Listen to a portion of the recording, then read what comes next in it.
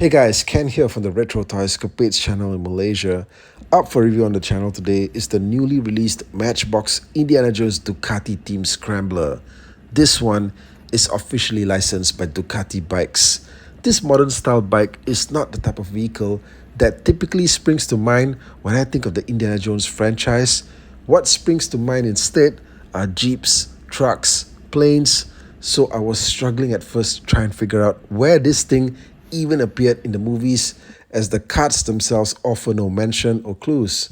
Anyway, this bike was seen in last year's Indiana Jones and the Dial of Destiny, the first ever indie movie that lost money at the box office, and was in fact the least viewed of all films in the saga. So that might explain why most people, like me, would not feel a connection to this bike.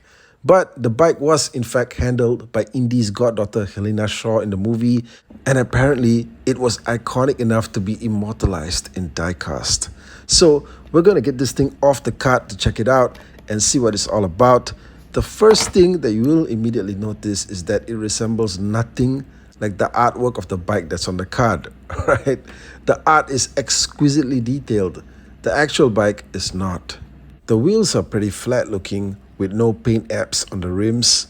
Now these do spin and turn smoothly, and you can get the bike speeding on a flat surface, but don't expect to be able to get it to move in a straight line, okay, because it has no balance of any kind. All right, it doesn't have a stand, so forget about having it displayed in a stationary position unless you have it leaning against something else. By the way, here it is side by side with the Indiana Jones Auburn Speedster, which Matchbox put out last year. It's possible that the bike looks pretty big next to it, okay, scale-wise.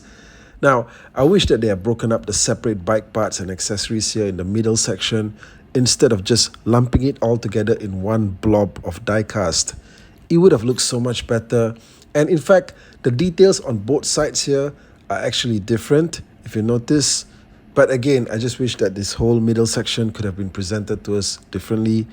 Now, the front section of the bike with the light and the handlebars just looks really bad, right? Virtually no detail work whatsoever, and just one single coat of paint splashed on everything. Is it always like this when Matchbox does bikes? How about with Hot Wheels? Do you think that they could have done a better job here instead? On the underside of the bike, you get the manufacturer's information. It only says Thailand Mattel, with the very limited amount of space that they have here. But I'm surprised that they could not squeeze in the words LFL for Lucasfilm. On the rear of the vehicle, there's some detailing here that I do appreciate. I like that they included the stamping for the Ducati brand here. And I'm trying to get the camera to capture the details because they're so small, but there are actually plate numbers here too that read SR39 0290, and what's incredible is that these are accurate to the plates of the bike that was used in the movie. Thankfully, there's a scene in the film where the bike could be seen from the back, and this can in fact be confirmed. Guys, this bike is a neat piece of merchandise if you're an Indiana Jones collector, but I did find the execution to be very lacking.